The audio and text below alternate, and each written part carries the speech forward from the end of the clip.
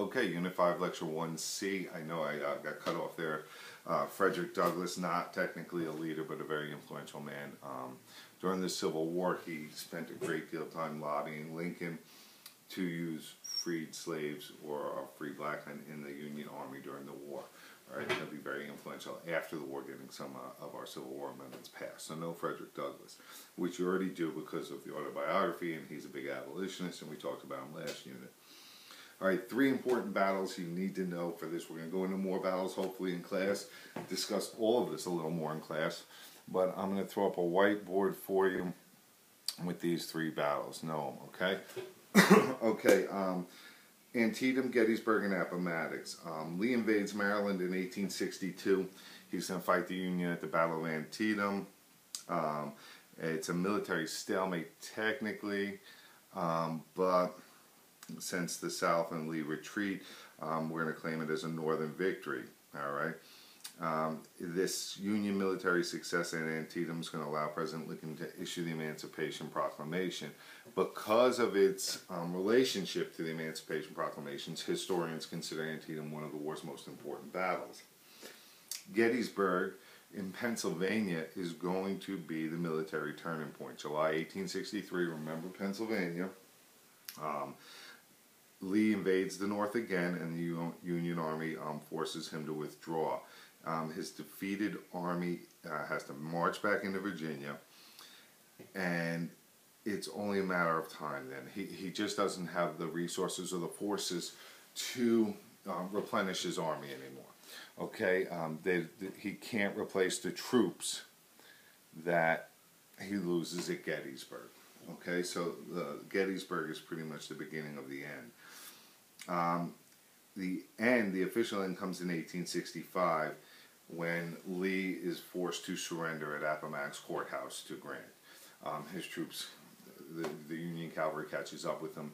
He can't run anymore. His troops are starving. They're out of ammo. They have no shoes.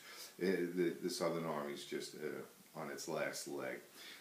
So Lee has to surrender, and this is going to be the official end of the Civil War.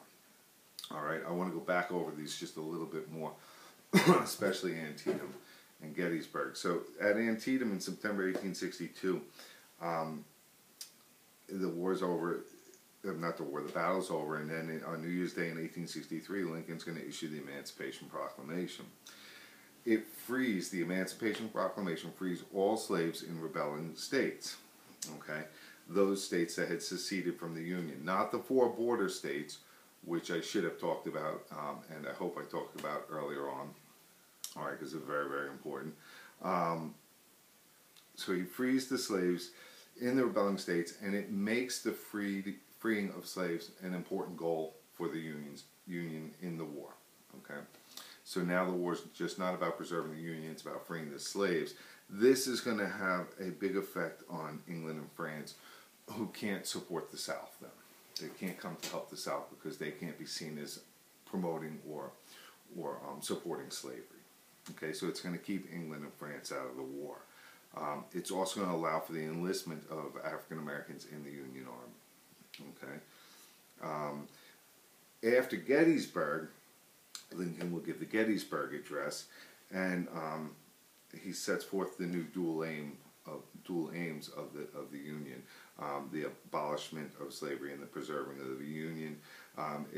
Here he puts forth his vision, Lincoln, of the Union as one nation rather than a collection of sovereign independent states. It's there where he kind of makes the Civil War a continuation of the American Revolution. All right, its mission to fulfill the promise put forth in the Declaration that all men are created equal, and that this is a government of the people, by the people, and for the people, so slavery cannot exist. Okay, I wanted to give you some extra credit this unit. So the building I'm in, where is this? What building is this? What happens here? Who's involved with what happens here? Why is it important? Why is it a bad move for the South? Why is this bad for the South? Okay, that's the end of 1C.